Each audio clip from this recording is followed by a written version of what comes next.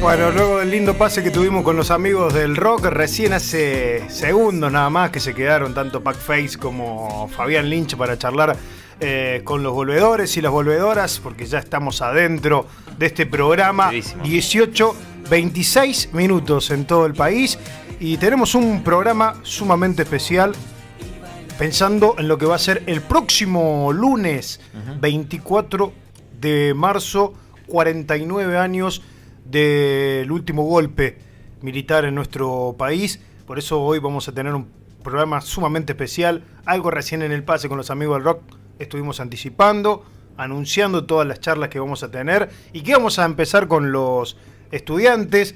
Por eso ya está Nico para charlar con nosotros y obviamente ya está Gaby, ya está Gonza, ya está todo el equipo de Volver a Casa para arrancar este programa especial por 106.9, por fmuniversidad.com.ar. También ya estamos en YouTube en Volver a Casa BM, Volver a Casa Radio Universidad.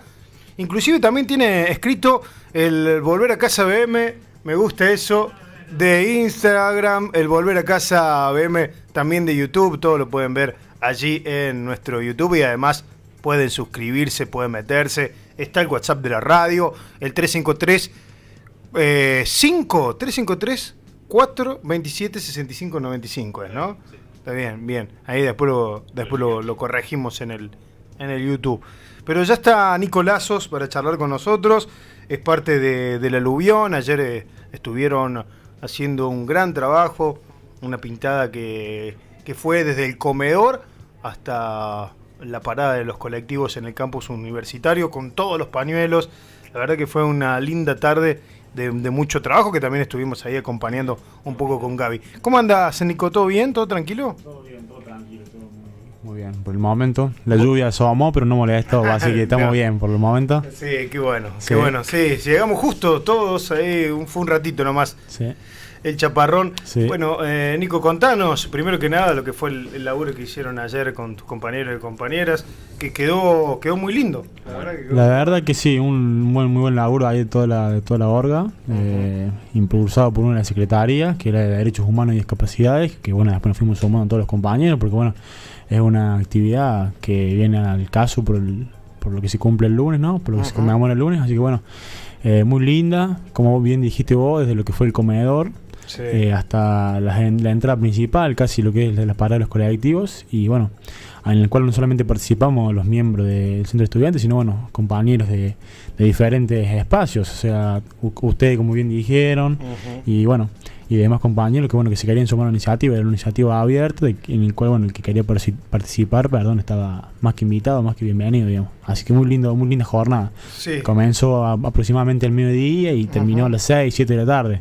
Un trabajo bastante que duró bastante, pero bueno, una jornada muy linda, muy que sumó mucho, digamos, para los compañeros en sí, digamos. Sí, porque además se acercaban muchos a pintar, por lo menos pintaban un pañuelito, pintaban. Sí. Alguno que estaba dando clase, o aquella persona que en algún momento, algún break, también exacto. Que tenía un rato libre, iba al comedor y se ponía a pintar una actividad, exacto. Que sumó a toda la comunidad universitaria, ¿no? Sí, una actividad que está muy a la vista de todos, así que el que quería podía sumarse, y bueno, y yo creo que le dio un tinte distintivo a lo que es la universidad de un día, digamos, porque uno entra y ya ve eso y es como algo distinto, digamos, lo que por ahí, la normalidad que uno estaba viendo, digamos, lo que uno que ya hace un tiempo que está, digamos, veía, ¿no? Así que muy lindo quedó todo, y bueno, la verdad que a las internas nuestras estamos todos muy contentos, y además muy contentos no solamente por cómo quedó y los resultados que tuvimos, sino también la participación de la gente y cómo todos se sumaron, digamos, de esta iniciativa, digamos, así que muy bueno. Además siendo la primera actividad local, porque había comenzado todo en la sede Córdoba el día miércoles y ayer continuó con ustedes, bueno, y hoy con este programa, y después va a seguir. Bueno, haciendo un poco una reflexión, ¿qué pudieron charlar? ¿Qué rosquearon un poco con sus amigos para este nuevo aniversario del golpe? Sí, nosotros siempre tratamos de eso, de poner en el centro esta fecha y bueno, llegar a, si bien lamentablemente nuestras generaciones, mucha gente pone en discusión estos temas, discusiones que hacía un tiempo que estaban saldadas y hoy nuevamente entran en boga, digamos, por así decirlo. al interior de nuestra organización sabemos bien lo que creemos, lo que defendemos, y bueno, y el estudiantado se vio reflejado ayer, que no solamente el estudiantado, sino los demás compañeros de la universidad, no solamente docentes, no docentes, se sumaron a la iniciativa. Fue algo muy lindo para nosotros. Y bueno, y creemos también, charlando con un profe justo ayer, después de la jornada, de decir esto, digamos. Nosotros pusimos justamente en la entrada principal 30.000 compañeros desaparecidos. Y si muchos por ahí, bueno, como decía recién, está en discusión el número, lo que sea, ¿no? O sea, si le quieren poner 20.999, pónganle. O sea, lo importante es que lo que sucedió, los compañeros que se perdieron, y bueno, y todo el legado que marcaron para que las generaciones venideras, bueno, lo tengan presente, ¿no? Y que tiene que ser una bandera que tenemos que seguir defendiendo, digamos. Es una conclusión que quedó, digamos, a la interna luego de la jornada, digamos, eso, es decir, el número en sí, si le querés poner un número menos, un número más, lo importante es, digamos, lo que sucedió, lo que representa y la bandera que lleva para los derechos humanos, para la Argentina y bueno, y para las generaciones que también que vienen en el futuro y que tienen que seguir llevando esa bandera y defendiendo los derechos humanos, ¿no? Sí, y para decir nunca más. Exacto. Todo, ¿no? Primordialmente, nunca más. Entender, bueno, lo que sucedió y bueno, seguirlo poniendo en discusión y con actividades como esa, digamos, y más en un contexto académico, ¿no? Así que bueno, pues fue muy lindo. Nico, y más allá de los debates que se puedan dar desde la organización y desde la militancia, estos temas, ¿cómo atraviesan las aulas? Como te digo, tema tiene que ver mucho también lo que es carreras, lo que es, bueno, estudiantado, ¿no? Pero yo creo que lamentablemente hoy estamos en una actualidad que se pone mucho en discusión, digamos, el número o lo que sucedió. Pero bueno, lo que siempre uno trata de representar, defender y bueno, reproducir es esa bandera, digamos, de los derechos humanos, de lo que significa el nunca más, de los compañeros que se perdieron.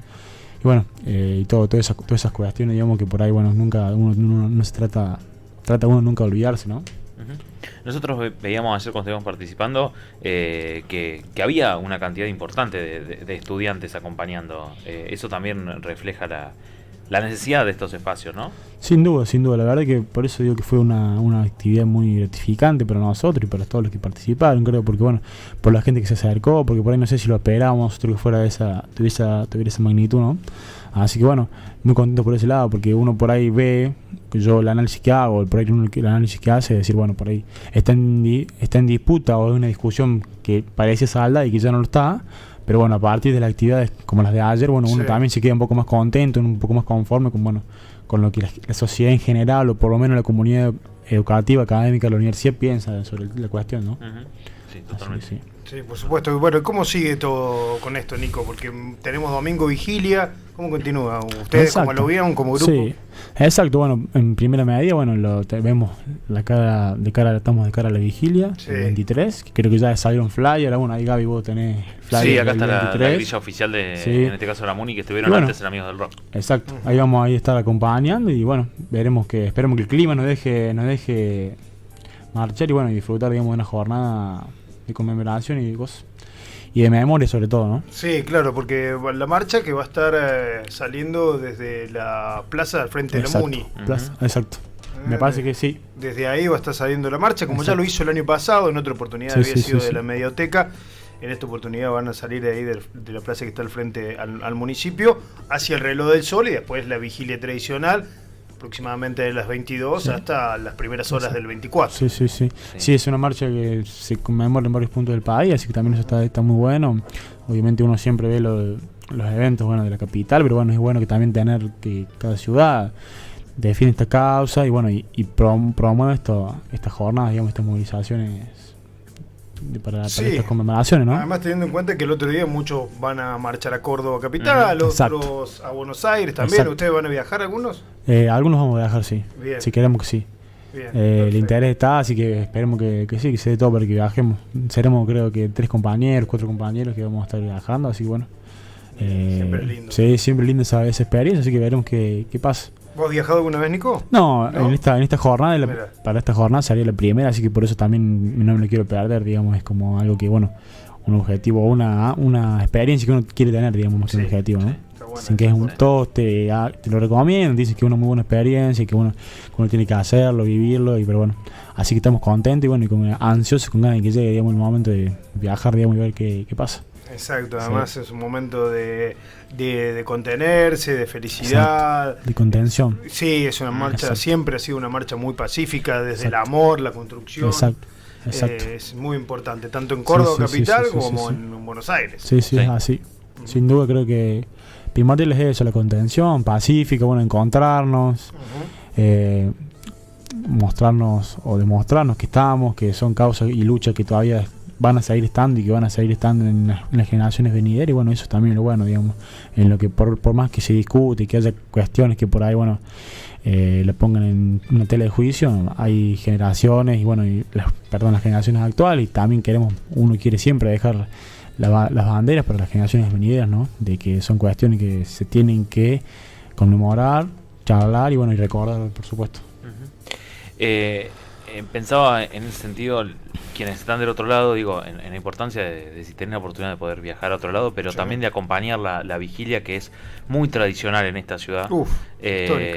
Y quienes hemos venido de otro lado la hemos descubierto en estos años, y es un momento, me parece que importante y que llama a la reflexión. Así que también invitar a quienes estén del otro lado a sumarse a esa actividad por ahí, si no pueden ir a otro lado y estar. Y me saltaba un recuerdo hace poco de cuando hace 5 años no habíamos podido marchar por la pandemia. Claro. Que habíamos colgado. ¿Qué momento es? Sí, que habíamos colgado, que la consigna era colgar pañuelos en las ventanas, en los balcones. Claro. Y ahora tenemos la oportunidad, y creo que es un momento bastante importante para hacerlo, de encontrarnos en las calles. Así que, exacto.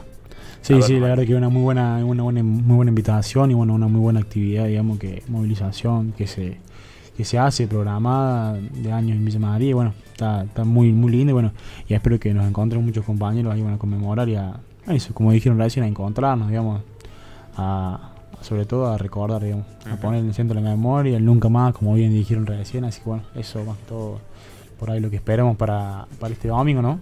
Sí, ojalá. Totalmente. Que se ¿Ustedes sume. van a asistir o cómo? Sí, vamos a tratar de Se lo van a estar. ver. Va a estar ahí Sí, a mí la verdad que en la vigilia. esta cuestión, no sé si han tenido la posibilidad de ir a las marchas universitarias, pero es un tema que siempre se toca, digamos, que siempre el tema de los 30.000 desaparecidos, nunca más, ya sea en marchas del jubilado, en las marchas por la educación pública.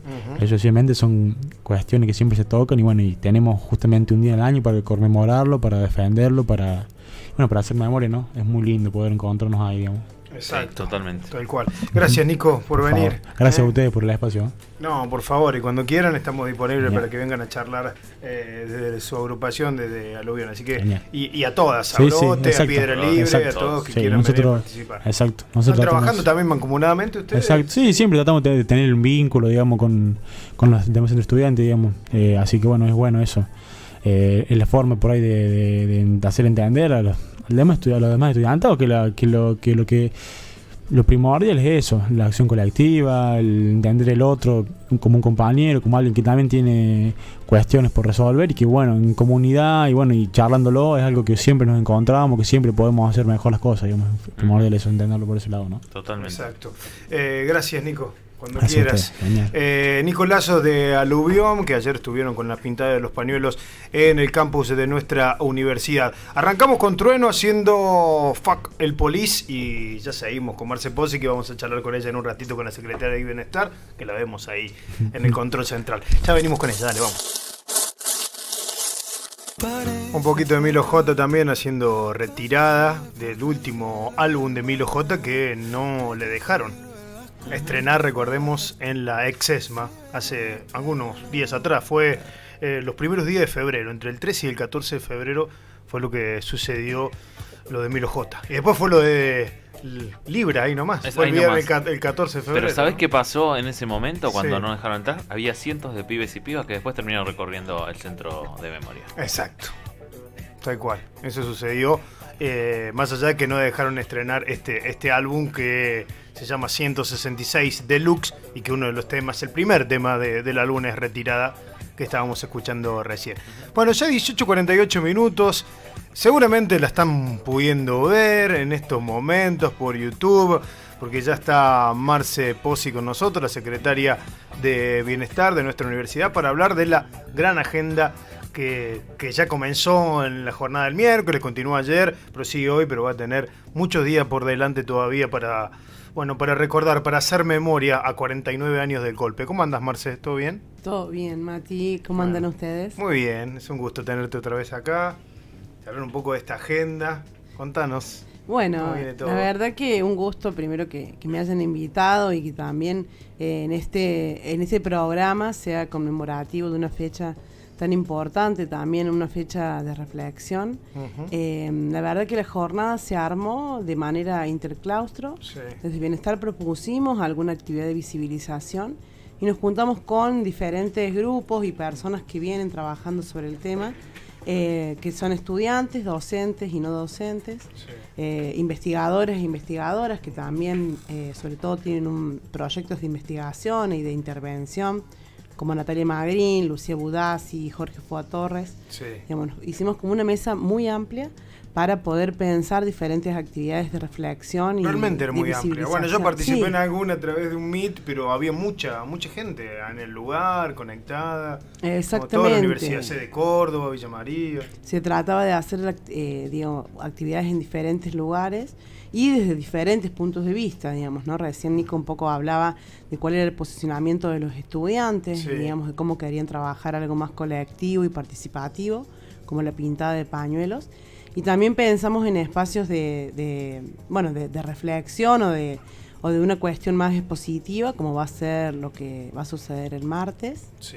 25, con la presencia de los fiscales de los delitos de lesa humanidad.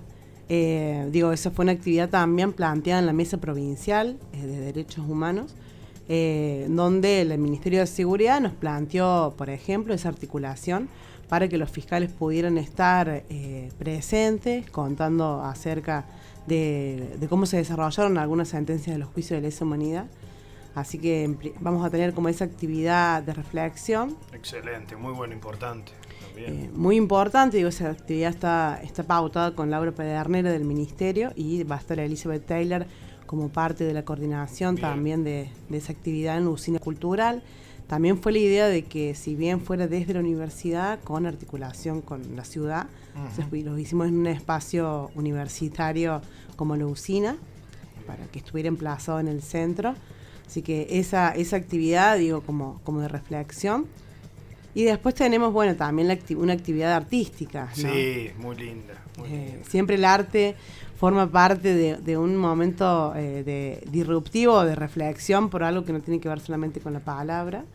Entonces, una de las preguntas que nos hacíamos el año pasado, toda la agenda desde Bienestar es coordinada por Nati Urpianesi, sí. Quien es una persona que trabaja y es muy activista de los derechos humanos y específicamente de las cuestiones de memoria, y conversábamos con ella con los efectos de la lengua en relación a la memoria. Siempre esa fue un interrogante, y el año pasado vimos la obra en La Perla. Sí.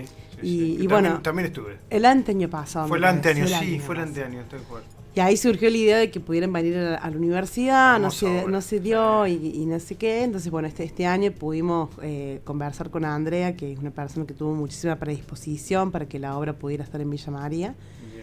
También teniendo en cuenta el presupuesto, la cuestión muy acotada. Así que con mucha alegría pudimos concretar esa visita de lengua madre y la presentación en el Teatrino de Música de la universidad. Bien, que son con 2 actrices. ¿Y va a venir Teresa al final? ¿Viene la Tere o no? No, hablé con Betty Botero ayer, sí. Me hace que Teresa tiene una agenda muy... Y más en esta época, claro. Sí, muy apretada, que no iba a poder estar presente.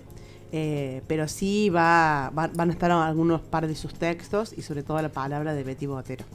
Ah, bien, perfecto. Va a estar ella haciendo un poco una reflexión sobre lo que es esa obra de lengua madre de María Teresa Andrueto, por si alguien no lo sabe. Es de ella, fue muy linda verla y qué bueno que se pueda replicar acá también, Marce. Sí, qué yo importante creo que lo podamos ver acá en Villa María. Sí, yo creo que sí, no solamente por la relación que ellas plantean de madre a hija, sino también todo lo que se recupera con esos textos de Teresa Andrueto. Porque y con lo bastardeada que fue la cultura en esa época, en esos tiempos. Totalmente, y que está haciendo ahora con Sí. lo que decías. Recién de Milo, digamos, Sí. la necesidad de que hubiese un espacio de cultura, un espacio de arte, fue un esfuerzo importante, pero está muy, muy bueno, ¿no? Sí, realmente. Decías justo con lo de Milo y con el repaso de una agenda de la UNI que se armó de forma tan transversal, ¿qué reflexión te merece estar pensando una agenda de memoria, de verdad y justicia en este momento, Marce? Yo creo que una de las cuestiones que planteábamos en la mesa tenía que ver cómo reactualizar esa en esta fecha, sobre todo porque claramente la fecha evoca a un golpe de Estado militar en 1976, pero cómo reactualizar ese debate en la actualidad, digamos, ¿no? Cómo esa idea de derechos humanos que creíamos ya cristalizada, con leyes, con juicios, con sanciones, cómo están puestas en duda, no solamente con lo que sucedió con Milo, sino también con lo que sucede en cada manifestación pública, digamos, ¿no? De qué manera el gobierno sigue ejerciendo violencia, y también un montón de mecanismos que tiene el poder actualmente que de alguna manera evocan a otro momento de nuestra historia, ¿no? Entonces, también fue como una discusión de la historia reciente, ¿no? De qué manera podemos pensar, la discusión que poníamos en la mesa, la memoria en la actualidad, ¿no? Fue lo de Milo fue en un espacio muy emblemático, con jóvenes, y eso fue reprimido. Sí. Entonces, bueno, como el ejercicio del poder tiene todas esas aristas, y creo que es un buen momento este 24 de marzo para hacer cierto paralelismo, digamos, ¿no? De qué es lo que significa la democracia, totalmente. Qué es lo que significa la libertad también, ¿no? Digo, como significante. Bueno, de hecho, el lema es no hay libertad sin memoria. Exactamente, digo, un lema que está tan vapuleado, tan dicho. Digo, como esto, la cuestión económica parece ser que es el único modo de la libertad, entonces también, ¿qué hace la memoria con la libertad? Que nos permite pensar en un significante como tan grande como ese, pero que tiene un montón de significado en este momento, ¿no? Sí, y que se suma a lo que bien venimos hablando del tema cultural, del tema de la represión por parte del Estado, y que también ahora, en estos últimos días, con estas represiones que hemos visto, también el señalamiento de que piensa diferente. Sí. Es algo que se ha dado y que hemos visto, lamentablemente. Perdón, sí. Yo solo, pienso particularmente en lo que pasó con Pablo Grillo. Claro. La primera expresión pública de la ministra era asociarlo a alguna fuerza política. Sí. O sea, en un canal de noticias 2 horas después, cuando estaba peleando por su vida, como lo sigue peleando hoy en día, más allá de los avances de salud que ha tenido. Digo, eso me parece que marca. Sí, a la persona que liberó también a la fiscal o jueza, sí, no recuerdo jueza, cuál era el cargo que tenía, pero que también liberó a aquellos más de 100 que habían detenido, que la señaló de un signo político. Sí, bueno, eso y tratando de justificar por qué ciertas personas estaban detenidas. Digo, claro. Es tremendo, ¿no? Sí. Esa cuestión, y me parece que a veces se toma bastante a la ligera, porque de hecho en esa entrevista a Patricia Bullrich nadie cuestionó que esté diciendo que porque tenía una ideología política era argumento suficiente para haber sido atacado, para haber sido detenido. Sí, claro. Sí, a mí me parece como importante que en cada agenda de la memoria, porque siempre llega la efeméride, lo hacemos para la efeméride, no lo hacemos, siempre tenemos esa tensión, pero la efeméride de alguna manera evoca un momento de la historia, y no hay que reproducir ese discurso que es solamente un momento conmemorativo, sino que en cada 24 de marzo hay una discusión en relación a la libertad, a la democracia, que se reactualiza en cada momento, digamos, ¿no? Y creo que este 24 de marzo es muy significativo, sobre todo por lo que pasó, esto que están contando ustedes, digamos, en el último tiempo, y también por el discurso negacionista que tiene el actual gobierno, digamos, ¿no? Entonces, va en los dos sentidos, ¿no? La revitalización y también un discurso negacionista de lo que sucedió el 24 de marzo, que es muy peligroso, ¿no? Por eso también celebro que los estudiantes de la universidad, aún en tanta distancia etaria, todavía tengan, como decías Mati, en las primeras reuniones de la mesa, la cantidad de estudiantes que había, tengan el interés en mantener viva esa memoria que tiene esos dos anclajes, digamos, ¿no? El origen de ese 24 de marzo, pero también la reactualización. Quizás, Marce, vos tenés más contacto con estudiantes por tu tarea en bienestar, no solo de cercanía física, sino también por las acciones, pero pienso que ahí también hay un desafío de cómo interpelar a esas nuevas generaciones, ¿no? Porque vamos a estar conmemorando 49 años del golpe. Nosotros somos todos mucho más jóvenes, pero más cercanos en el tiempo a lo que son esas generaciones que han nacido hace menos de 2 décadas, quizás, y están pisando la universidad por primera vez. Digo, ahí hay un desafío también con interpelarlos con la agenda. Sí, totalmente. También, digo, una agenda que pone en discusión algo de la política y también la construcción de lo político, ¿no? Entonces, cuando conversábamos con los y las estudiantes, también hablaban de esta dificultad que tienen para concebir a lo político. Bueno, ¿qué es lo que es la política? ¿Qué es lo que es lo político? Entonces, digo, esta agenda de alguna manera interpela también un modo de hacer política que tiene que ver con una instancia conmemorativa, pero que también tiene mucho que ver con el amor de las madres, que tiene que ver con la militancia de las madres. A diferencia de otras fechas conmemorativas, van teniendo en cuenta y tejiendo un modo a la política que nos han enseñado, que tiene que ver con el cuidado, que tiene que ver con el afecto, que tiene que ver con la presencia pública, porque sobre todo es una agenda que es muy de visibilización. Esto que hicieron los chicos ayer, de pintar los pañuelos, digamos, ¿no? Para poder de alguna manera tener una presencia en el espacio público. Ellos ponían esa atención. Necesitamos volver a ocupar el espacio público. Entonces, digo, desde la excusa de la agenda, la excusa del efeméride, ponen en tensión esto, la política, lo privado, lo público, y cómo ocupar lo público, y que no nos hagan pensar que la ocupación de lo público, como en una manifestación colectiva, forma parte de algo que es delictivo, digamos, ¿no? Porque es un derecho.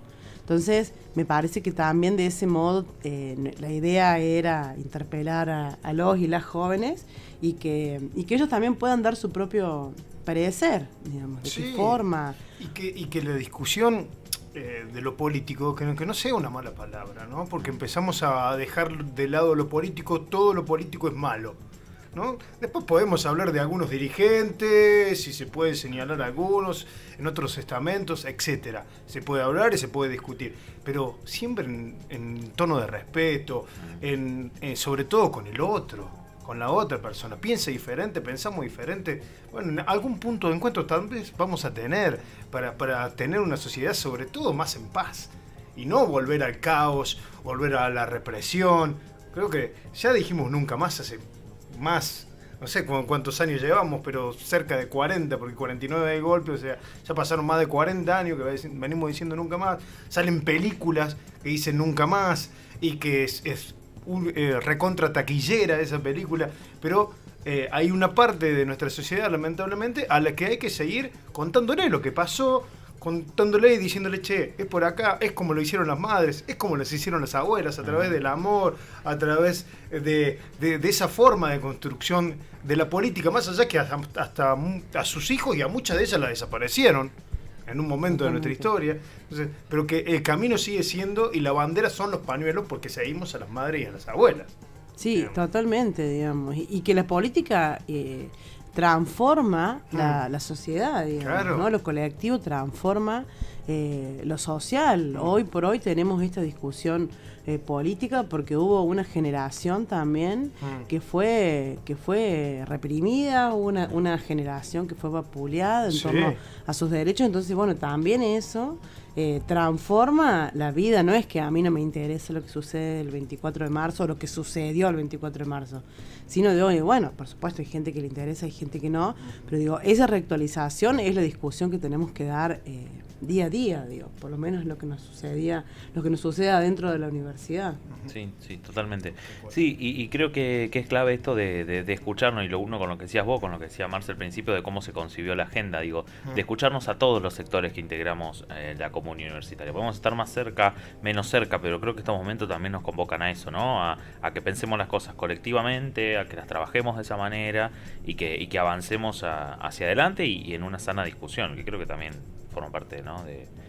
de reivindicar la lucha de quienes han desaparecido. Sí, sí, por supuesto. Bueno, Marce, sé que todo esto continúa la semana que viene. Hay mucho, hay charlas, hay obra de teatro. Bueno, sí, hermoso. sí, claramente va y la idea nuestra es como sostener el espacio a lo largo del año también, porque después otra de las fechas importantes es el 10 de diciembre, que es el Día de los Derechos Humanos.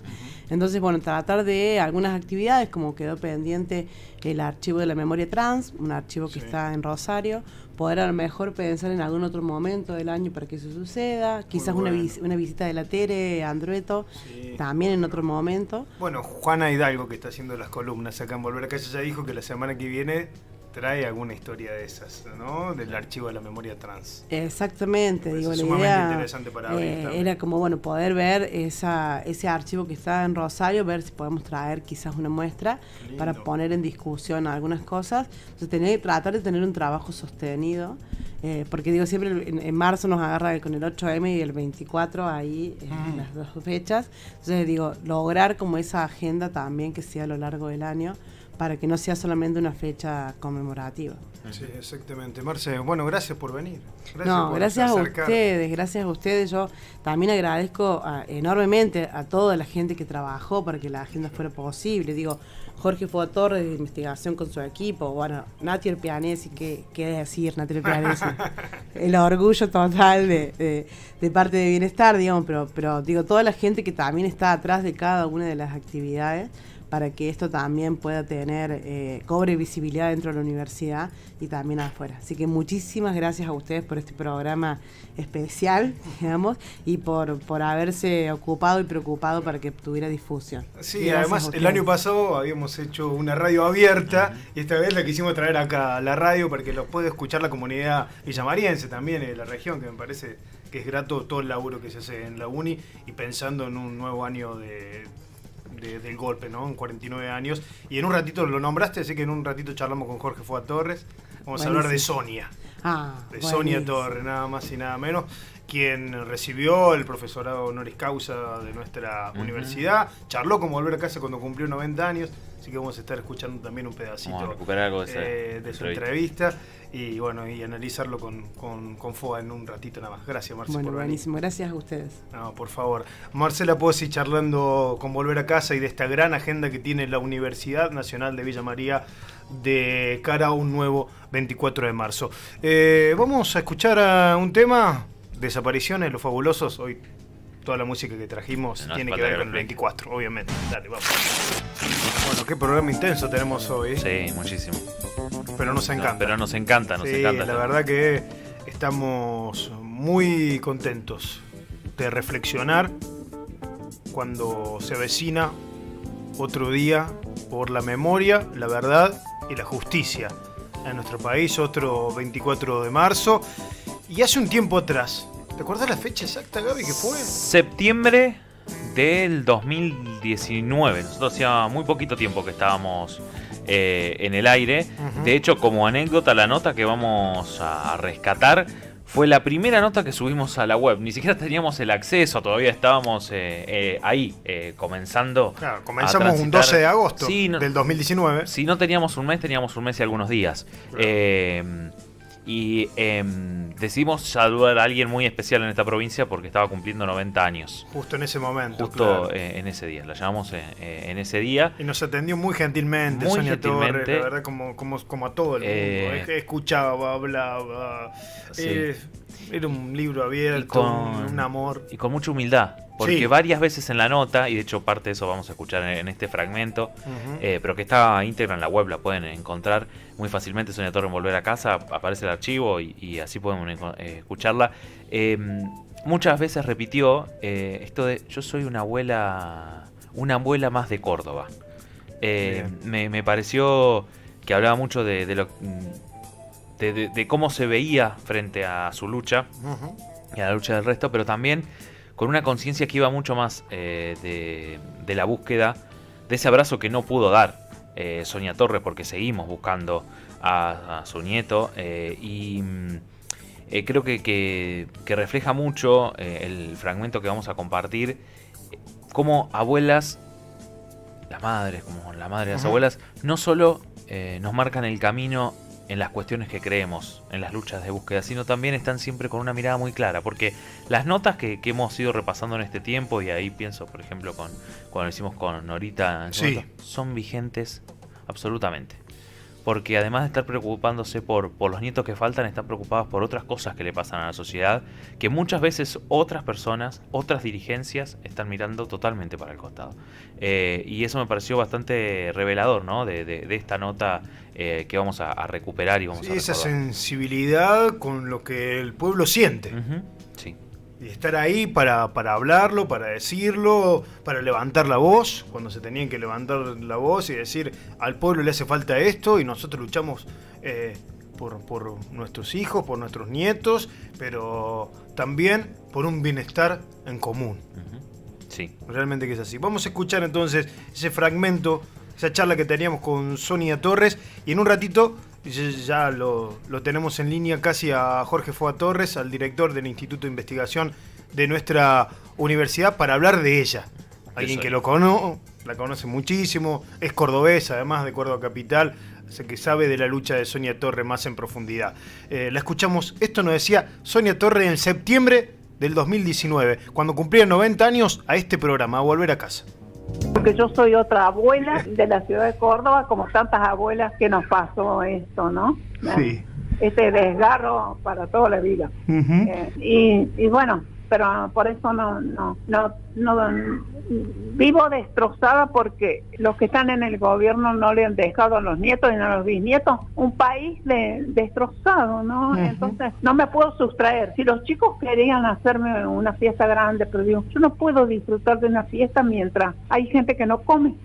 No puedo, no te podés, porque toda la mañana te levantás, yo pongo para ver el horario, porque me pasan a buscar, y claro, ya te dan una noticia que te da como un mazazo en la cabeza. Es terrible, pero no hay bolsillo que resista eso. No, es increíble. Es terrible, sí. Es terrible, bueno, realmente. Querías hablar de abuela, yo te hablo de lo doloroso que es vivir en este país ahora. Y que eso también es parte de abuelas, ¿no, Sonia? Sí, eso también es la militancia de abuelas. Sí, también. Antes éramos las locas, o antes éramos las madres de los subversivos, y ahora no, nadie dice eso. Bueno, nadie que se acerca, ¿no? Sí. El resto de la gente, pero en general mucho más ayudemos. ¿Qué le dirías a estas nuevas generaciones que han nacido hace 20 años o menos y que se encuentran con esta historia de memoria, verdad y justicia? Yo creo mucho en la juventud, y los pasos que están dando me parecen fabulosos, y que no se rindan nunca, porque la lucha se consigue en la calle, cuando no hay otros medios, cuando no nos escuchan, y yo tengo mucha fe en la juventud. Hemos avanzado mucho. No creíamos que era posible eso, no creíamos que se iban a revertir las leyes de punto final y de obediencia de vida, claro. No creíamos que íbamos a poder juzgarlos, ¿no? Y sin embargo lo hicimos. Por eso la lucha del pueblo no retrocede, va ganando pasos cada día más. Eso habla de que estamos en el camino de la verdad. Bueno, ahí estaba, un fragmento de aquella charla que tuvimos en septiembre del 2019 con Sonia Torres, justo cuando cumplía 90 años. Nos atendió ese mismo día. Ese mismo día de su cumpleaños. Una generosidad, una humildad. Sí, y de hecho, en medio de visitas familiares que tenía en su casa, porque algo que contábamos en ese programa y lo escuchábamos en el archivo cuando preparábamos este fragmento, es que Sonia dijo, tengo que hablar con la radio. Ya seguimos charlando y atendió el teléfono con esa humildad que la caracterizaba. y que, bueno, queríamos tenerla presente. Digo, a propósito, hace algunos días en la ciudad de Córdoba se ha determinado que la rotonda de Plaza España lleve el nombre de Sonia Torres, un homenaje más que merecido. Excelente el cambio de nombre, tal cual. Ya está Jorge Foa Torres en comunicación con Volver a Casa, director del Instituto de Investigación, bueno, politólogo y docente también de nuestra universidad. ¿Cómo andas, Jorge? Matías te saluda, ¿todo bien? Bueno, muy bien, bueno, muy conmovedor escucharla a Sonia, la verdad, ¿no? La fuerza de su palabra siempre es un aliciente. Realmente. Jorge, ¿vos la pudiste conocer? ¿Pudiste charlar con ella en varias oportunidades? ¿Cómo fue tu relación con ella? Y la conocimos cuando justamente la distinguimos, sí. Acá en la sede de Córdoba, yo justo estoy en la sede también, acá estamos dando clase de la maestría y sí, una persona muy luminosa, una persona con mucha fuerza en su lucha, con mucha alegría, y me parece que esos son rasgos claves con mucha humanidad, ¿no? Rasgos claves de la lucha de los organismos de derechos humanos, y es el rasgo más característico de lo que significa la memoria, la verdad y la justicia, ¿no? Sí, que tiene que ver con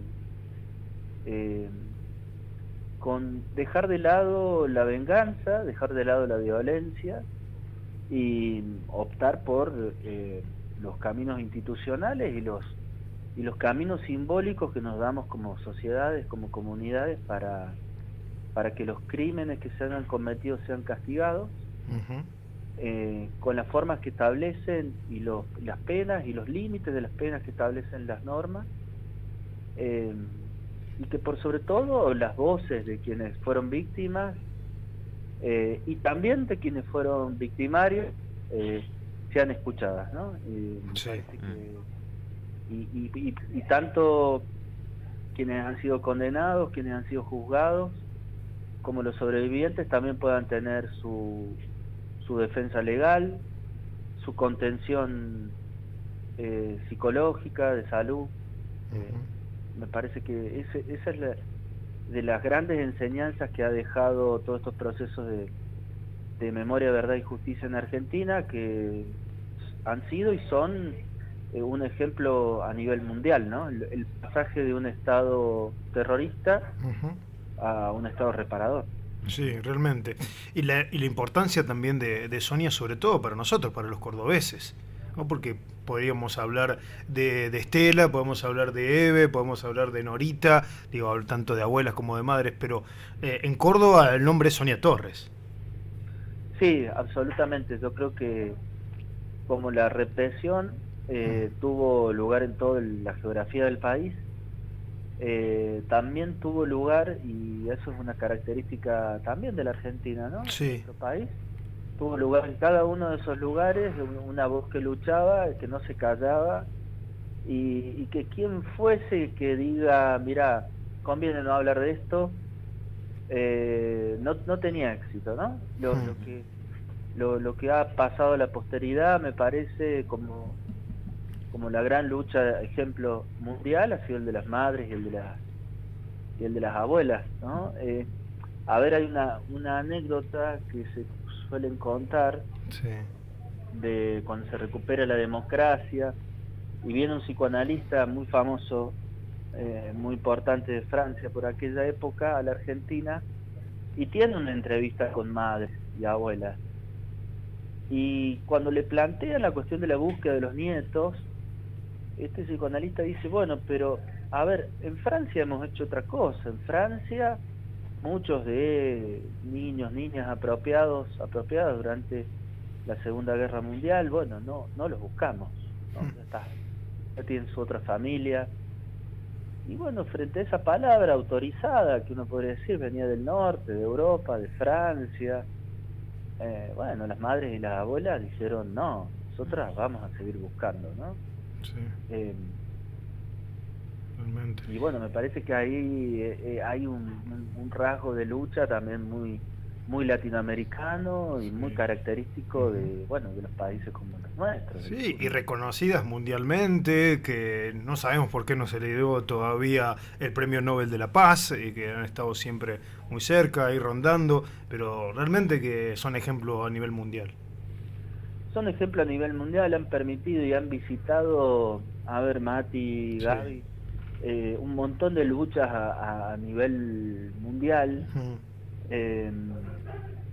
Se me viene a la cabeza, por ejemplo, Corea del Sur. Corea del Sur ha tenido un proceso de memoria sumamente trunco, y ahí estuvieron las madres, sobre todo con los innumerables casos que ha habido de reducción a la servidumbre y a la esclavitud sexual de mujeres durante la guerra entre las Coreas, y testimonios que en esos países ni siquiera aún son escuchados, ¿no? O que uno por ahí puede encontrar algún video de YouTube de alguna sobreviviente que entre llantos puede contar algo de lo que sucedió, pero de ninguna manera un testimonio que llegue a una instancia judicial, ni que, como decía antes, pueda ser de alguna manera cuidado, protegido, acompañado por alguna contención jurídica, psicológica, de salud, ¿no? Y podemos ir a Corea, como podemos pensar en España, que también hace muy pocos meses se recibió el primer testimonio de una víctima del franquismo, de la dictadura de Francisco Franco Bahamonde en España, que comenzó, se imaginan, en el año 36 y duró hasta el año 78, ¿no? Y recién se pudo escuchar el primer testimonio, ¿no? Entonces me parece que ahí hay una historia en Argentina que se ha construido a partir de la lucha de las madres y que en muchos otros países no se ha logrado. Sí, y también reflejado y particularmente en la figura de Sonia, pensaba en estar acompañando otras luchas que a veces miramos para otro lado. Digo, Sonia hasta el último de sus días acompañando causas como la de Valentino Blas Correa o algunas otras circunstancias, siempre encabezando las marchas, pero invitando a las madres que puedan estar sufriendo por otras cuestiones aún ocurridas también en democracia. Digo, también eso habla. Nosotros recién ahí en el arranque del audio, Sonia decía que no podía festejar muy tranquila sus 90 años porque había gente que no estaba comiendo y no tenía para comer en este país. Digo, siempre pendientes de toda la sociedad, más allá de quienes estén ahí cerca. Sí, yo creo que absolutamente las madres, las abuelas han construido un lazo, ¿no? Un lazo social, y han sido permanentes promotoras de la construcción de esos lazos, ¿no? Y de abrir esa construcción a la posibilidad de que tantas otras luchas se inscriban en ese lazo, ¿no? Que, a ver, ese lazo social lo que principalmente significa es un lugar en donde poder hacer habitable el mundo, ¿verdad? Que uno, y a la vida que a cada uno le toca vivir, ¿no? La lucha de las madres ha significado eso también, cómo ellas seguían viviendo con esa situación de hijos desaparecidos por un gobierno dictatorial, ¿no? Y en ese sentido poder también ofrecer esa experiencia, esa manera, ese lazo a otras y otros, ¿no? Entonces me parece que en un mundo incluso como el que vivimos ahora, con tantas situaciones de violencia institucional, de guerras, de genocidios, me parece que son más que nunca un faro, una luz, que bueno, me parece que es una referencia clave para la vida de cada uno de nosotros, ¿no? ¿Cómo está esta Argentina frente a un 24 de marzo en este contexto nacional? Bueno, yo creo que el año pasado estábamos a la espera de qué provocación iba a generar el gobierno nacional, que lo hizo con un video bastante fallido, no sé si recuerdan, que filmado, en donde había el que lo iba llevando era Tata Joffre. Me parece que este año estamos pensando más en las características o en lo que hacemos quienes conmemoramos esta fecha como algo decisivo para la vida en comunidad en nuestro país, que con qué nos va a provocar el gobierno nacional. Me parece que hay un cambio relevante, seguramente habrá alguna provocación como la hubo el pasado 8 de marzo, también con la marcha y el movimiento de mujeres y de diversidades, pero me parece que ya no tiene el peso que tenía el año pasado. Sí. También es un gobierno un poco más debilitado, ¿no? Claro, sí. Es una consecuencia directa de eso. Al mismo tiempo también me parece que es más importante que nunca la movilización del lunes y de la vigilia del domingo, porque bueno, se están dando actos de violencia institucional. No, que el tema no es solo que se den los actos, sino que hay toda una construcción atrás para justificarlos y para legitimarlos, ¿no? Claro. E incluso para legalizarlos, para hacerlos entrar en una legalidad. Digo, desde la ministra de Seguridad Bullrich, desde el presidente, con actos de represión que tratan de ser justificados por la ideología o la militancia política de las víctimas, ¿no? Sí, realmente hablamos eso recién hace un ratito con Marce Pozzi de algo similar, y lo que se me viene ahora a la memoria, que no lo pude charlar con Marce, es que también que sobrevuela nuevamente la teoría de los dos demonios, algo que pasó también en aquel momento y ahora otra vez, y sabemos que a las armas, que la represión por parte del Estado está mal, digamos. Eso es lo que hay que tener en cuenta, que acá no hay dos bandos. Claro, y que ha habido, que hay gente que es merecedora de castigo porque tiene tal o tal ideología, o milita tal o cual pensamiento político. Y bueno, a ver, la dictadura que vivimos nosotros, el genocidio que cometió esa dictadura, ha sido un genocidio con una motivación política.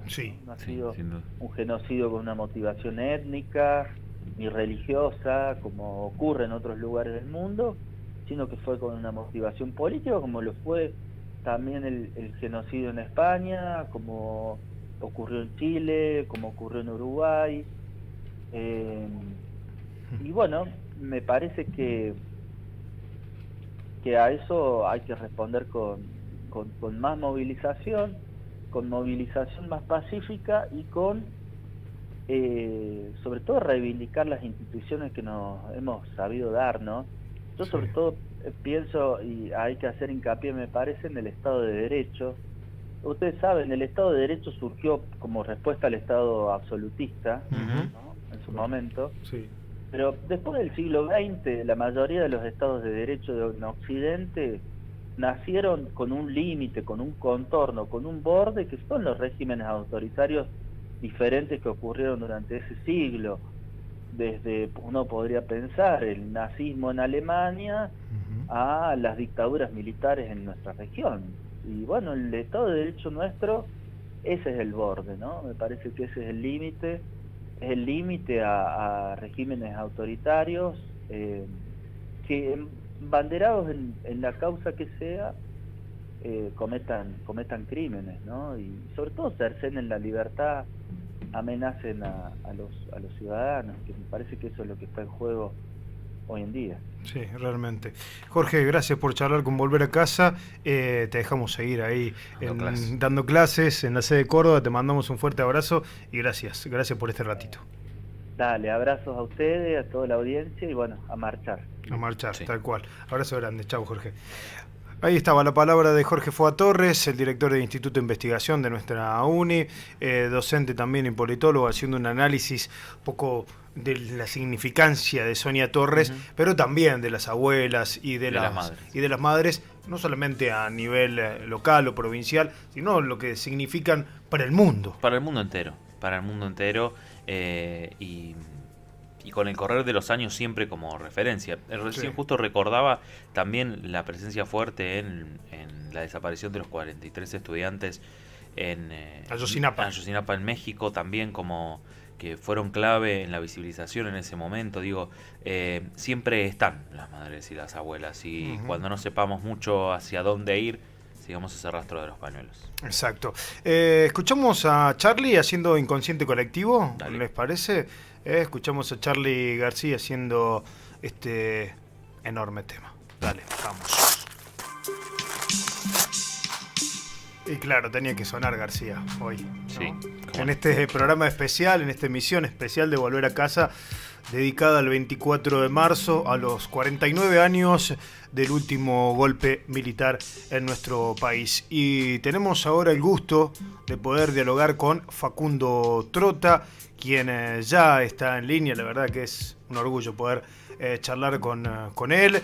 Ha sido muy importante en los diferentes juicios de lesa humanidad que se han llevado adelante en nuestra Córdoba. Facundo, ¿cómo andás? Matías te saluda, ¿todo bien?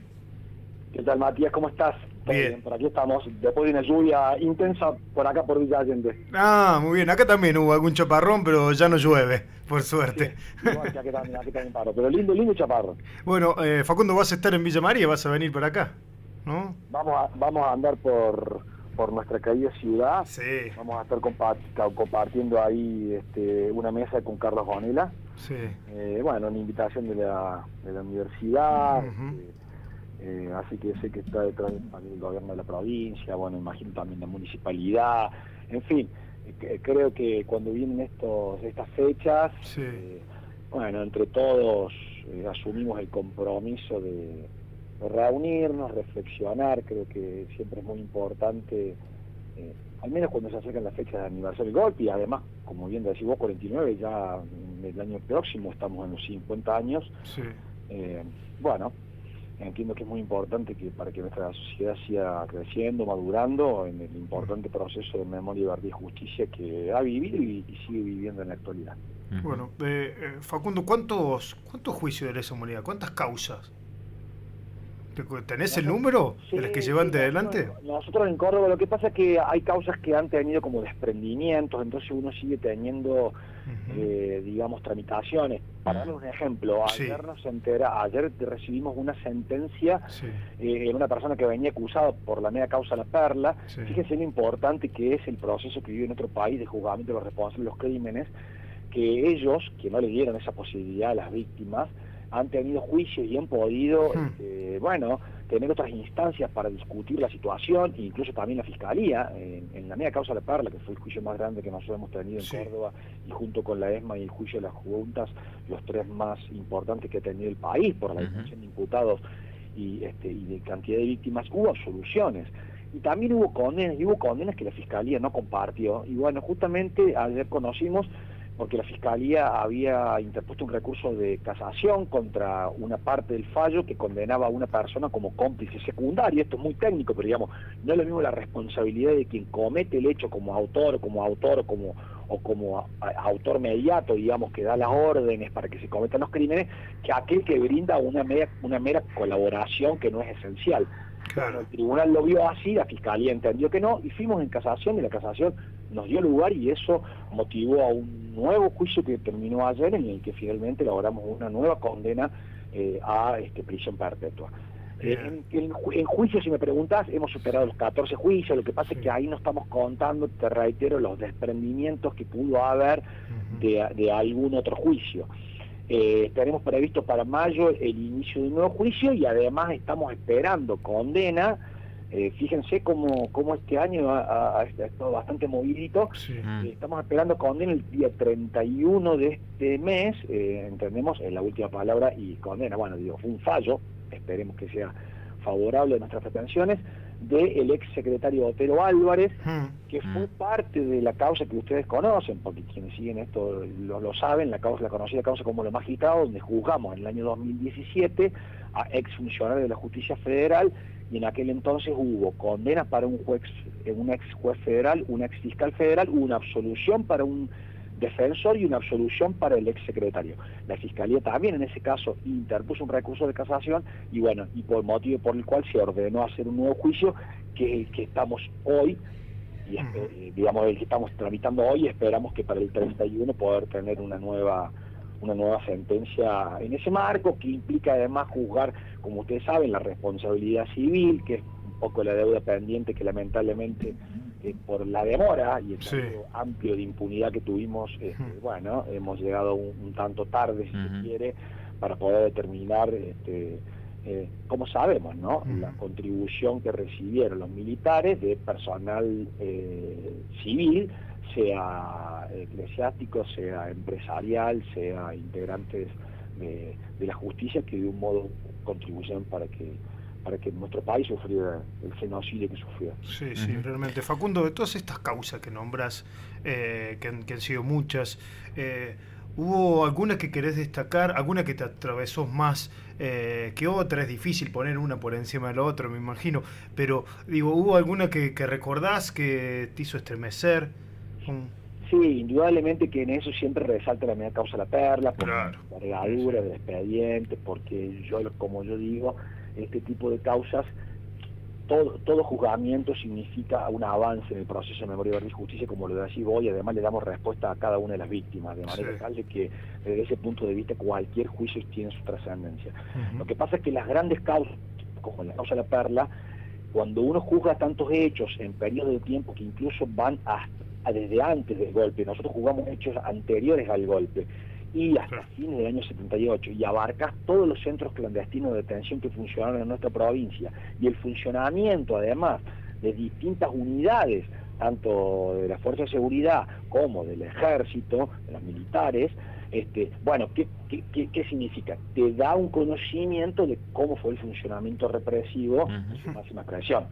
La mayoría de las causas son una expresión, hay 3 víctimas, 4 víctimas, 15 víctimas, 20 víctimas, con una determinada cantidad de imputados, circunscripta a un determinado periodo de tiempo muy acotado. Entonces eso, la visión obviamente que es mucho menor cuando uno tiene un juicio desembargado.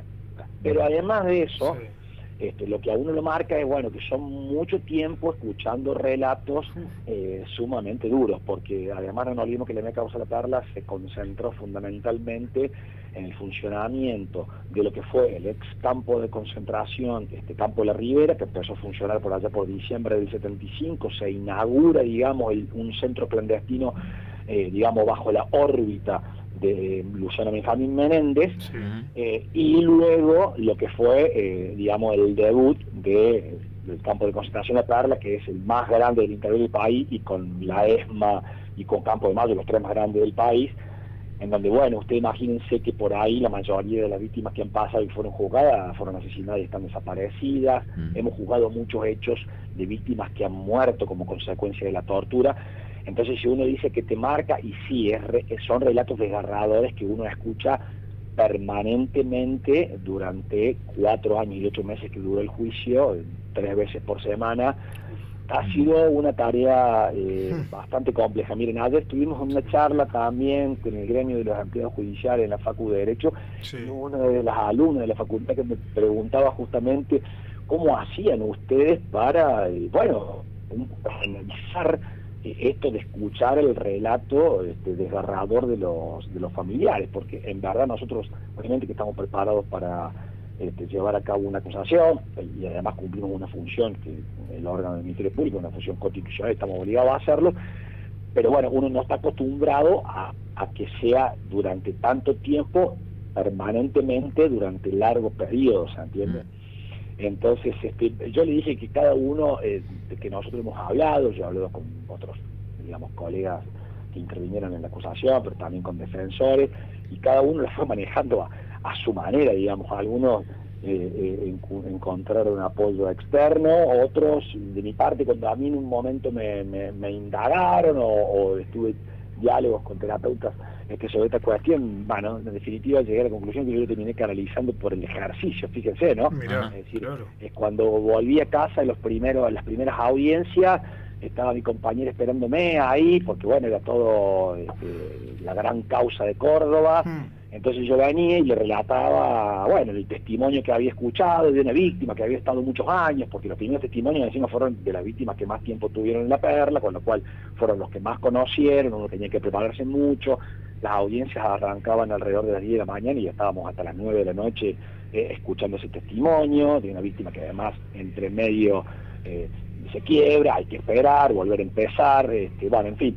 Entonces yo venía con esa ansiedad, pero bueno, esa ansiedad la verdad que me duró los primeros 20, 30 días, ya después cuando venía le decía, te pido por favor, no me hagas repetir lo que escuché porque no, Sí, Claro, sí, necesito salir. Entonces ella misma me alentó, me dice, anda a caminar un poco, relájate un poco, y bueno, después hablándolo, bueno, me dijeron, sí, vos pudiste sobrellevar eso justamente a partir de tratar de, bueno, de con ese ejercicio, ¿no?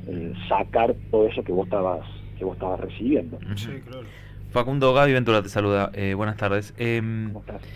Recién decías, ¿no? De condenas que pueden venirse para el 31 de marzo y de algunos otros juicios o cuestiones en la justicia que están en curso, pero quería preguntarte si en estos tiempos de negacionismo ha habido algunos cambios o de discurso de negacionismo, ha habido algunos cambios en lo que hace a los juicios de lo que ha ocurrido, si ha cambiado algo en el último tiempo. Bueno, en el funcionamiento del Ministerio Público Fiscal, no. Debo decir que nosotros habíamos tenido una procuraduría que se llamó Procuresa, que es una unidad muy grande en Buenos Aires, que está a cargo de la doctora Ángeles Ramos, que en su momento estuvo conmigo, incluso es ella quien me propone formar parte de la unidad. Yo por hoy estoy en la unidad, se llama Unidad de Asistencia para Causas por Crímenes de lesa Humanidad durante el terrorismo de Estado, nosotros le decimos la Unidad de Derechos Humanos, y en realidad lo que hacemos es, estamos tanto parte de la investigación como intervenimos en la parte de los juicios y en la parte recursiva. Eso está muy bien porque significa que el Ministerio Público se prepara desde el comienzo hasta el final. Antes yo intervine, por ejemplo, en la parte de juicio, pero había hecho la investigación otro fiscal. En ese momento la doctora López de Filonio. ¿Se comprende la diferencia? Es decir, es preparar el caso desde el comienzo. Sí. Antes yo llegaba a juicio y tenía que preparar un caso que lo había preparado otro. O sea, entiende que había hecho la instrucción otra persona. Con el sistema acusatorio esto se va a modificar. Justamente yo creo que lo conveniente es esto, quien es el fiscal que comienza investigando, el que finalmente lleve el caso ante el juez y pida la pena o la absolución que crea en virtud de la causa que ha investigado. Pero contestando esta pregunta, desde el Ministerio Público no, obviamente sí se siente, por ejemplo, respecto de los abogados que formaban parte de la Secretaría de Derechos Humanos, que si bien se ha mantenido, han hecho un nombramiento ahora de una persona, bueno, no siguen estando quienes eran los abogados que venían acompañando las querellas por parte de la Secretaría, que cumplían, bueno, obviamente, aparte todos los conocemos, son personas que son muy conocedoras de la temática, han participado en todos los juicios, y uno que está de la parte acusadora, obviamente que de tener querellantes con la formación, la preparación, estamos hablando del doctor Claudio Oro, la doctora Lilian Luque, bueno, en fin, incluso mismo Fresneda, Ramiro Fresneda, en fin, son personas que tienen conocimiento, que además han estado con los organismos de derechos humanos. Entonces, bueno, no es lo mismo compartir, un rol, obviamente yo en el órgano del Estado, pero ellos representan también a las víctimas, a que ese tipo de abogados hoy no esté participando en los procesos. Eso es lo que te puedo decir. Otra cosa que obviamente uno también advierte es en los organismos, pero no está vinculado con mi función. Si vos querés que te diga en cuanto a mi función en los juicios, yo no puedo decir eso porque a mí no me ha repercutido. Perfecto. Sí, hablando de actualidad, perdón Gaby, ahí te dejo seguir, con respecto a lo de la Perla Chica, que el año pasado lo habíamos hablado con uno de los trabajadores que está en la Perla, y que sé que también estuviste en este tema para que no la rematen, para que no la vendan, ¿no? Claro, bueno, ves, es justamente también eso, mira, me haces acordar, sí. También eso obviamente, que en eso estos discursos que luego tienen consecuencias prácticas como esa que ocurrió, que efectivamente, como muy bien lo decís, cuando nosotros tomamos conocimiento de ese decreto y cuando tomamos conocimiento que en ese decreto se comprendía un espacio que podía incluir, porque así lo hice, quiero que quede claro, que podía incluir, porque no decía que iba en el remate todo, decía que estaba disponible un terreno donde dentro de ese terreno podía abarcar, comprender lo que es el espacio de la Perla Chica, como decís vos, o Malagueño, que queda enfrente de la Perla Grande, que fue un centro clandestino de detención y que nosotros hoy todavía tenemos hecho que estamos investigando. Entonces, obviamente que frente al conocimiento de la mera posibilidad, me presenté ante el juzgado federal y dijimos que ante la posibilidad de este decreto se adopte una medida de no innovar, porque nosotros todavía hoy estamos investigando hechos. Eso es respecto de la repercusión que tiene en cuanto a la investigación. Ahora, también hicimos saber, y eso no repercute en la investigación, pero repercute en una ley nacional que impone la necesidad de mantener estos sitios para contribuir justamente a la memoria. Porque el proceso de memoria, verdad y justicia no depende de un gobierno, es una política de Estado. Hay leyes que le imponen el Estado nacional. El Día Nacional de la Memoria es el día, ¿se comprende? Está previsto por una ley.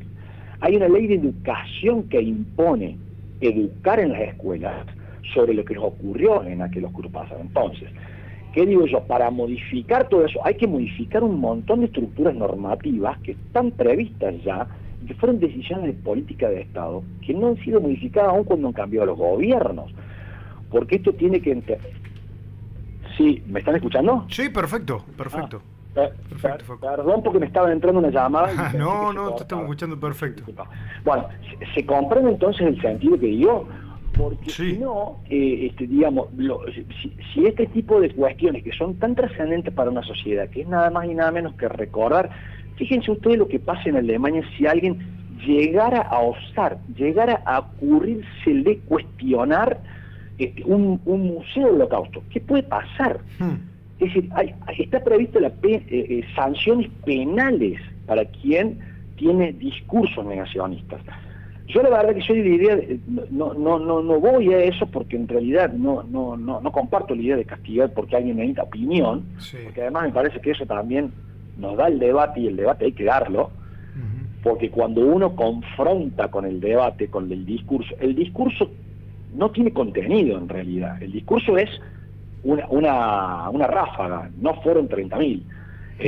¿Qué pasa? Que no juzgan a los otros. Es decir, son expresiones que no tienen contenido. Cuando uno va al contenido y confronta el discurso es cuando salta a la vista que no lo tienen.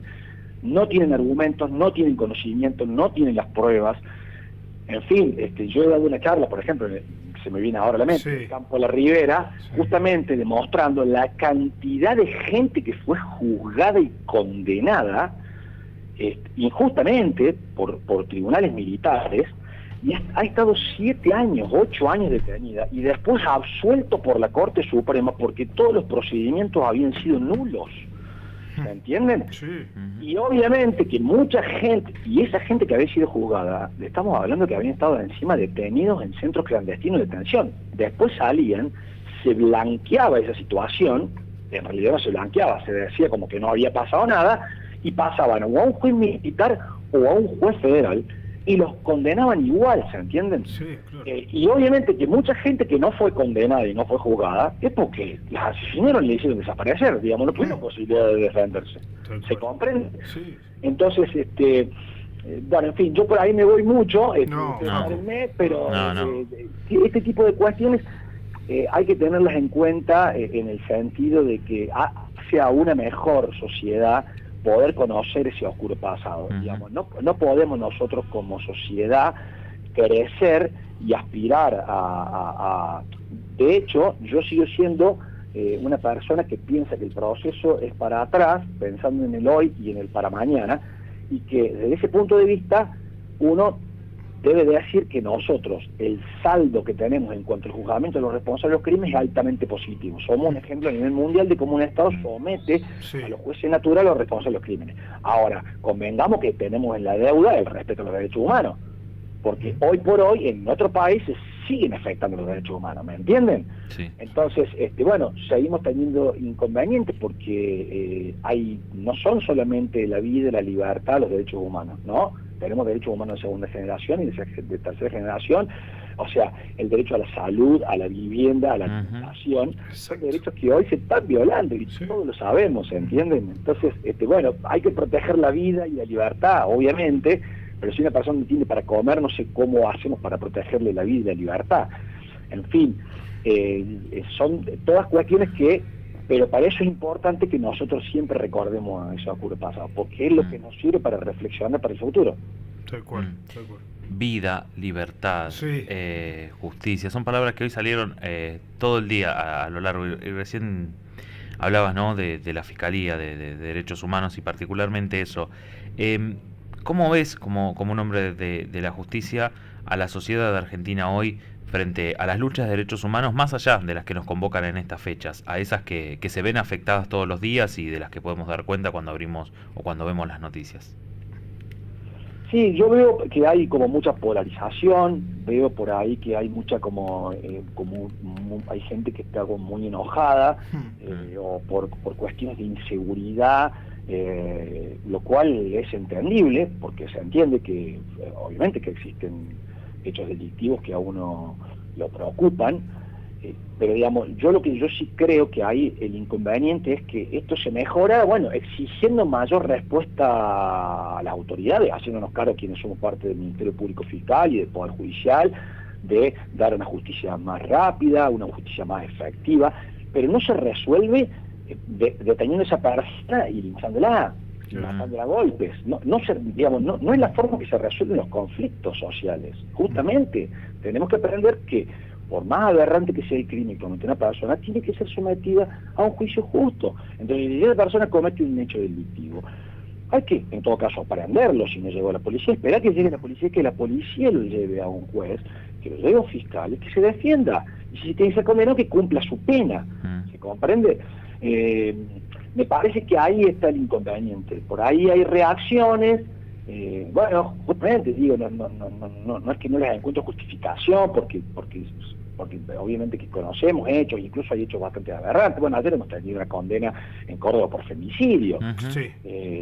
Pero bueno, y esa persona ha cometido un crimen aberrante y ha sido condenado a prisión perpetua. Sí. ¿Se comprende? Sí. Es lo que dice la ley y la Constitución y los tratados.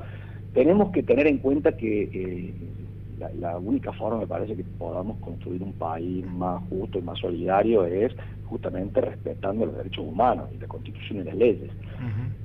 Por más que veamos que estas cosas pasan, y hay que seguir reclamando y hay que seguir exigiendo.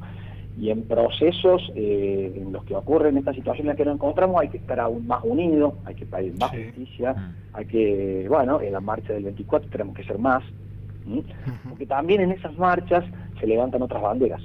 Sí. Se levantan otras banderas, se van acoplando otras banderas, los derechos humanos de hoy, los derechos humanos de mañana, recordar a las víctimas, recordar el oscuro pasado que vive en nuestro país, pero pensando también en el hoy y en el mañana. Sí, realmente.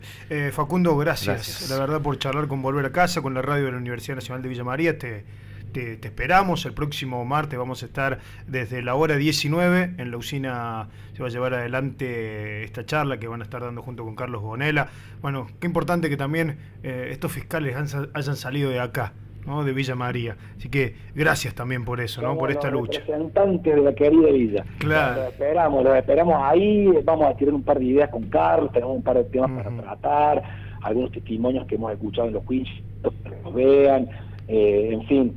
Y la idea también es que un poquito poder escuchar a la gente, que entre todos vayamos reflexionando, porque esto es para que nosotros transmitimos nuestra experiencia, y yo sé que, bueno, la gente va y nos quiere escuchar, pero nosotros también nos enriquecemos escuchando a la gente que nos va a ver, así que la idea es que entre todos podamos reflexionar y sacar lo positivo pensando, como yo siempre digo, en el hoy y en el mañana. Tal cual, es así. Gracias, Facu, un abrazo grande, que andes bien.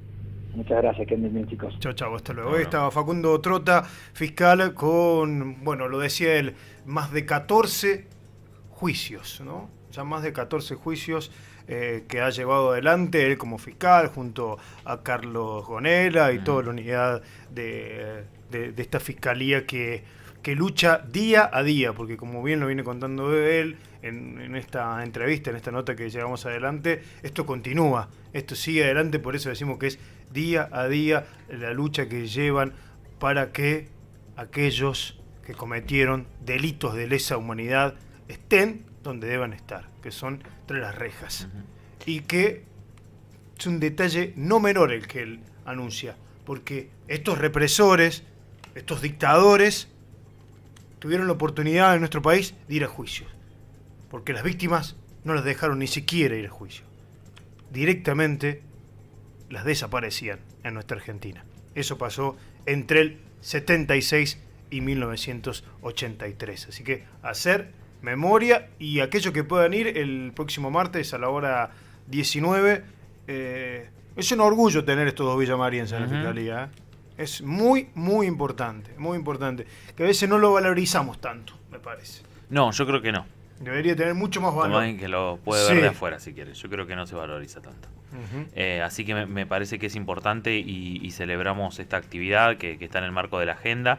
Una agenda muy amplia, a la que hemos dado, hoy como parte de la misma también visibilización, y que va a seguir la próxima semana. Hemos comentado, pero pueden encontrar en las redes el resto de las actividades. Ojalá podamos encontrarnos en la vigilia y también marchar el próximo 24 de marzo, porque es importante en esta lucha colectiva hacia adelante seguir construyendo memoria, seguir construyendo verdad y seguir construyendo justicia desde este presente, que a veces es tan cruento, pero que nos tiene que encontrar unidos en esa lucha. Sí, realmente. Bueno, gracias a todos los que estuvieron escuchando, a los que nos estuvieron siguiendo a través de funiversidad.com.ar, a través del 106.9, a través también de YouTube, en Volver a Casa BM. Tengo muchos mensajes, me manda Nati Orpianesi, que qué hermoso programa que hicieron. Estuvimos escuchándolo en Bienestar. Nos dice, me perdí la última partecita de Tota porque tenía que ir al colectivo, ya me cuenta todos los detalles. Dice, felicitaciones para vos y para Gaby. Nos vemos el domingo. Un abrazo enorme. Bueno, muchos mensajes. La verdad que gracias a aquellos que estuvieron siguiendo este programa especial que hicimos de Volver a Casa a 49 años del golpe cívico-militar, eclesiástico, empresarial también en nuestro país. 49 años, dijimos 48 veces nunca más, diremos 49 veces nunca más, y así sucesivamente.